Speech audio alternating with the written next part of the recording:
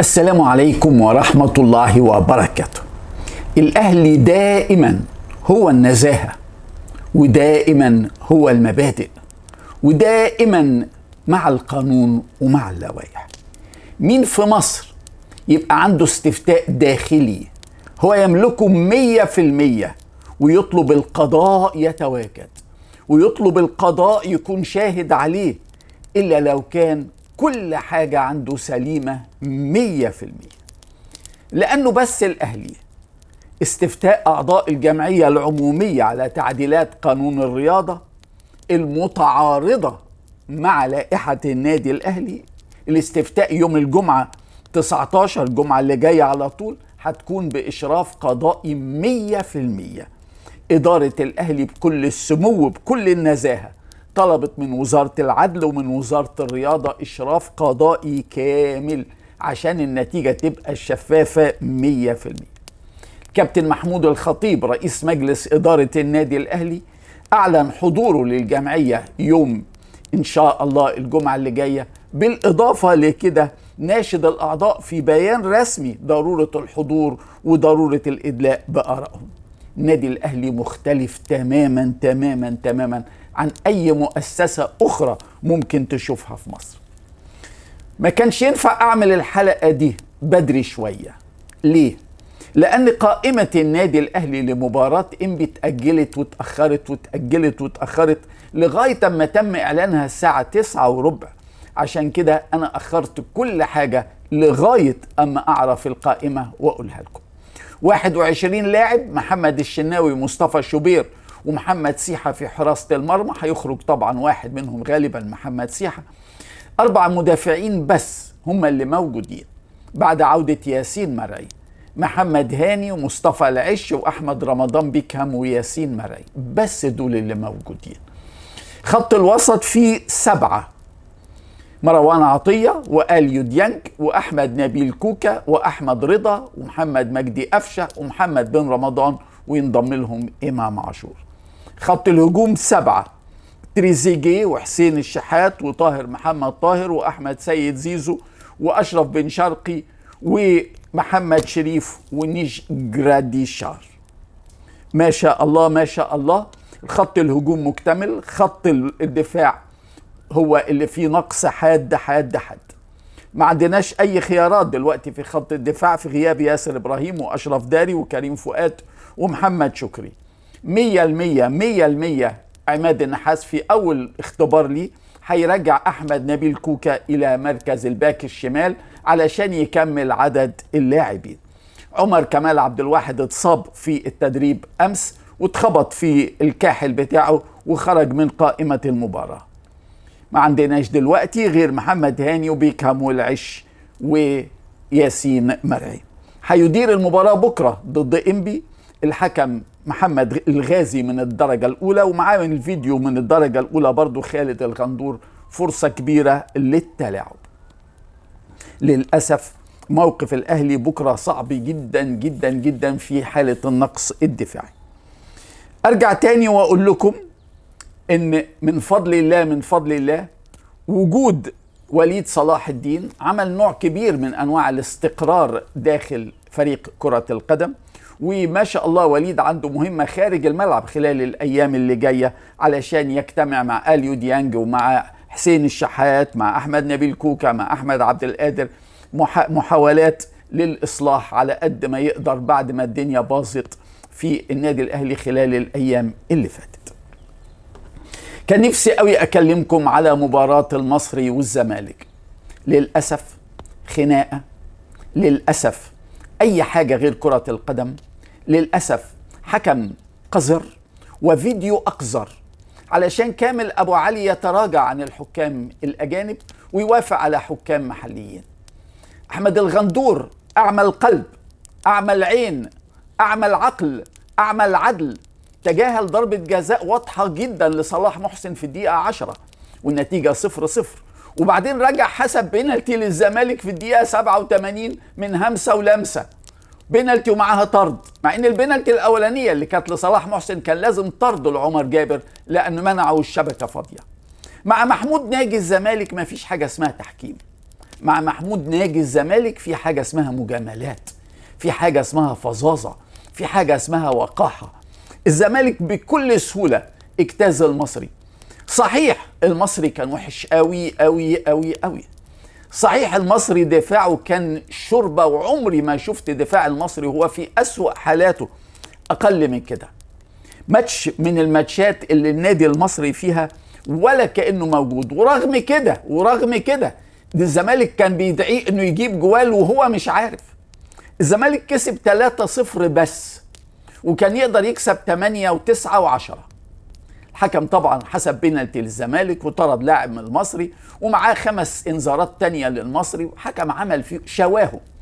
واللي اسمه احمد الغندور ده لو تواجد في اي مباراة قادمة لنادي الزمالك والفريق اللي ضد الزمالك ما احتجش، ياخد على دماغه وياخد على اللي يشوفه من اللي المصري النهاردة شافه.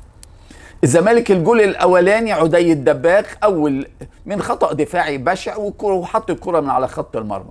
الجول الثاني عمر جابر من داخل منطقة الجزاء، وعمر جابر الحقيقة النهاردة عمل ماتش كويس ويستاهل، ولد عنده يعني حماسة وعنده خيرة. الجول الثالث عبد الله السعيد من ضربة جزاء. الثلاثة أول مرة يجيبوا جوال السنة دي في الدوري، إنما مكسب كبير للزمالك على المصري اللي هو المتصدر. لكن المباراة من بدايتها إلى نهايتها للأسف كانت أقرب إلى الخناقة، إلى العركة، ملهاش علاقة بكرة القدم. إنما اللي بيدرب الزمالك اللي اسمه فريرة ده رسميا مجنون، مش كل يوم خناقة. إنما اللي عمله النهاردة غريب جدا. بعد ما اتحايلوا عليه عشان ياخد سيف الجزيري ويحطه معاه، وخدوا خلاص وأعلن قائمة الفريق وفيها سيف الجزيري، يقوم بعد ما راح الملعب، بعد ما راح اسكندريه، بعد ما قعدوا في الاوتيل اتخانق مع سيف الجزيري وراح مطلعه من القايمه، وراح المباراه ب 19 لاعب بس ما فيهمش سيف الجزيري. حاجه، شخص مش غريب، شخص غريب غريب غريب غريب. انما اللي اغرب منه بقى اللي اسمه الكوكي ده، اللي جايبينه عشان يدرب النادي المصري. التونسي ده اسمه نبيل الكوكي. عمل النهارده حاجه يعني لا يمكن يكون في مدرب عاقل او عنده فكره او عنده علم يعمل اللي عمله.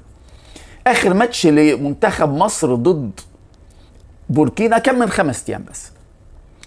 خط مصر بدأت ب 11 لاعب، فيهم خالد صبحي من النادي المصري واحمد عيد من النادي المصري. مين يصدق ان نبيل الكوكي النهارده وهو بيلاعب الزمالك اللي هو المنافس بتاعه على القمه، المنافس بتاعه على الدوري، ما لعبش ولا احمد عيد ولا خالد صبحي، قعدهم احتياطي، ولعب كريم العراقي ولعب محمد هاشم مكانه.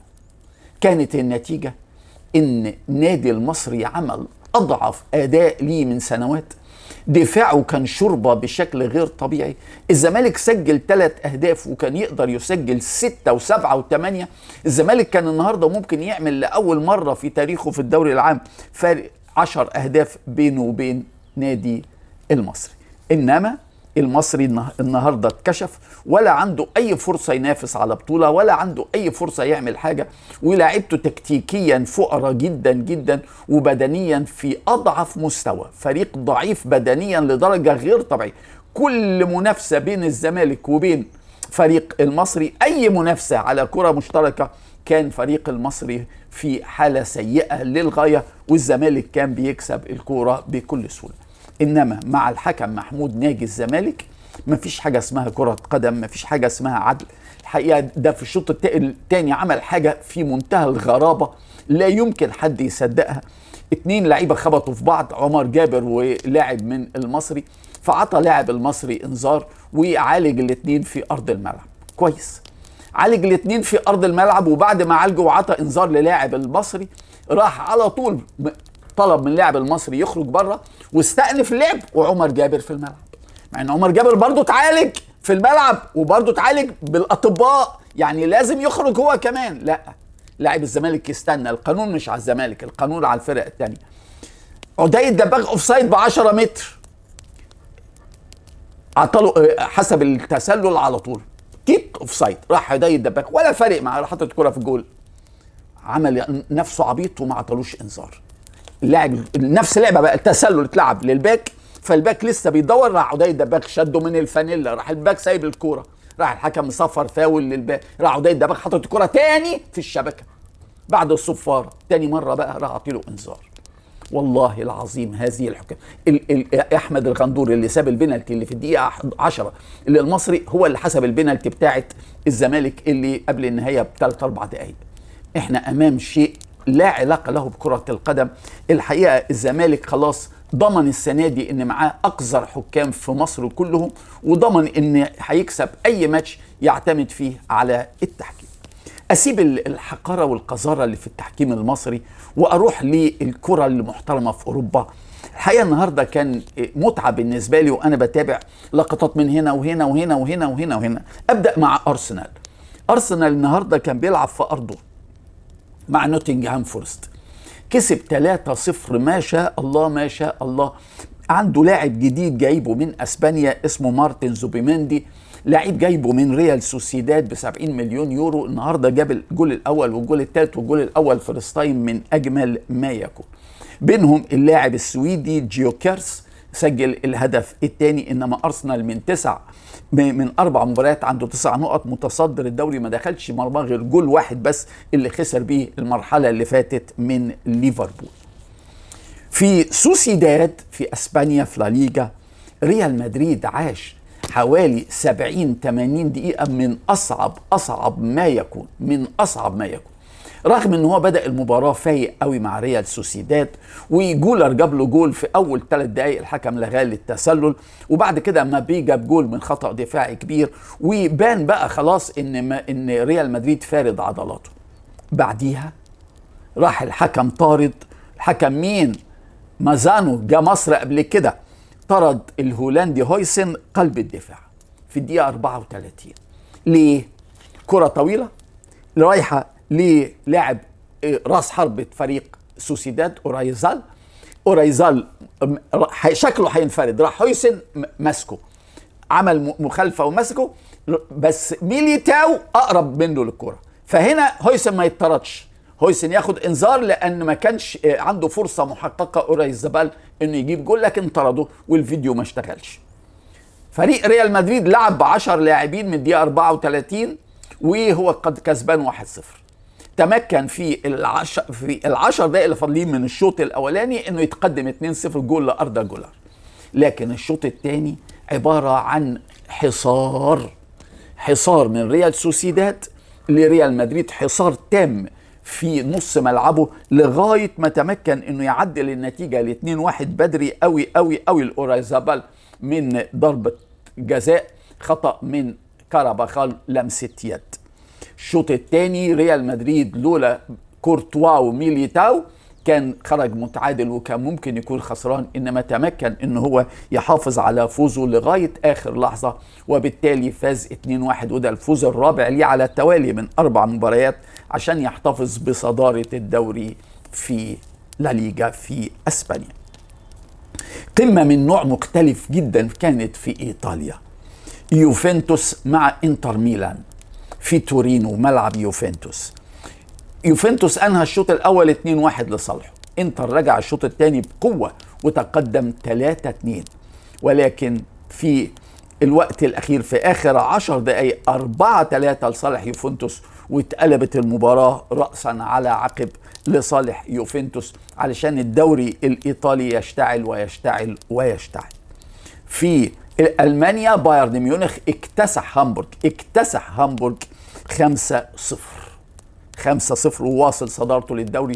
توتنهام أكد السنة دي انه هيبقى منافس على البطولة في البريمير ليج بعد فوزه على ويست هام 3-0 في ملعب ويست هام. البريمير ليج بكرة في ماتش جبار في مانشستر ديربي مدينة مانشستر سيتي مع مانشستر يونايتد. مانشستر سيتي من غير نجمنا المصري عمر مرموش اللي اتصاب في ماتش بوركينا فاسو هيغيب حوالي 4-5 ماتشات. كمان الجزائري آيات نوري لاعب مانشستر سيتي اتصاب امبارح وهيغيب له برضه من 6 ل8 ماتشات. كده فريق مانشستر سيتي اللي خسر ماتشين من اول 3 عنده اكتر من مشكلة في مباراته ضد مانشستر يونايتد، بينما ليفربول محمد صلاح متصدر الدوري لغايه المرحله الثالثه وحامل اللقب رايح مباراه صعبه في بيرنلي محدش عارف نتيجتها هتكون ايه. في الدوري النهارده سيراميكا كيلوباترا تمكن من الفوز على سموحه 1-0 بهدف لصديق اوجولا، والمقاولين العرب انتزع تعادل غالي جدا جدا جدا في غزل المحلة 1-1 بعد ما تأخر 1-0 بهدف من ضربة جزاء لشوشة. تمكن من الفوز من التعادل في الوقت بدل الضائع لمصطفى الجمال من ضربة جزاء برضه في الدقيقة 97. المباراة الرابعة اللي أقيمت النهاردة كانت حرس الحدود والجونة. قبل المباراة بساعات المدير الفني لحرس الحدود كابتن عبد الحميد بسيوني عانى من ألم شديد في الصدر، وخدوه للمستشفى واتعملت له جراحة فورية. يبدو ان كان فيه أزمة قلبية، انما الحمد لله والشكر لله هو سليم 100%. بنطمن اهله واصدقائه، عبد الحميد بسيوني سليم 100% والحمد لله. انما فريقه قدم له هدية غالية جدا. حرس الحدود تمكن من الفوز على الجونة 2-1 وحجز مكان في النصف الأعلى من الجدول ما شاء الله لفريق حرس الحدود، بيتحسن مع مدربه عبد الحميد بسيوني في أول موسم ليه بعد الصعود للدوري الممتاز. في الكويت محمود كهربا بعد تجربته مع نادي الاتحاد الليبي دخل تجربة جديدة مع القادسية الكويتي. في أول مباراة النهاردة لمحمود كهربا في افتتاح الدوري الكويتي كانت ضد النصر. فوز كبير جدا 4-0 لصالح القادسية على النصر عشان يتصدر بالمجموع الدوري في الأسبوع الأول. صنع الهدف الأول وسجل الهدف الرابع. بداية ولا أجمل لمحمود كهربا. بكرة إن شاء الله الساعة 8 الأهلي وإنبي في المقاولين العرب، والساعة 9 بيراميدز وأوكلاند سيتي النيوزيلندي في الدفاع الجوي في مباراة في كأس أندية العالم انتر كونتيننتال. الكسبان منهم هيلاعب نادي أهلي جدة في جدة اللي هو بطل آسيا على كأس القارات الثلاثة. الاتحاد الدولي لكرة القدم اختار طاقم أردني بقيادة الحكم الأشهر آسيويا أدهم محمد المخدمة لإدارة المباراة. عنده 38 سنة، إنه من أكثر حكام العالم لياقة بدنية على الإطلاق. كان سبق من 4 سنين أدار لينا مباراة ضد منتخب أسبانيا في دورة طوكيو انتهت 0-0. يوميها عطى 4 إنذارات للاعبي مصر وما عطاش ولا إنذار لأسبانيا. عطى إنذار لأحمد حجازي وأحمد أبو الفتوح وطاهر محمد طاهر وأسامة جلال، وما فيش ولا إنذار لفريق أسبانيا. في حالة التعادل بكرة بين بيراميدز وأوكلاند سيتي المباراة تمتد إلى شوطين إضافيين، وفي حالة استمرار التعادل يلجأوا إلى ركلات الترجيح. زي ما قلت لكم الفائز من المباراة دي هيلاعب بطل آسيا اللي هو أهلي جدة السعودي يوم 23 ديسمبر في ملعب الجوهرة المشعة في جدة على كأس القارات الثلاثة آسيا وإفريقيا والأوقيانوس. أهلي جدة اللي هو بينتظر الفائز اللي هو غالبا هيكون بيراميدز لا يعيش أحسن حالاته بعد ما بدأ الموسم بالفوز بكأس السوبر.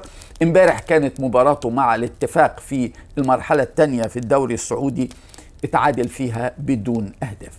في نفس المرحلة الاتحاد كسب فريق الفتح 4. الاتحاد ده اللي هو الفتح اللي هو بيمرنه البرتغالي جوميز اللي بيقولوا ان الاهلي عايزه. وطاب مساؤكم.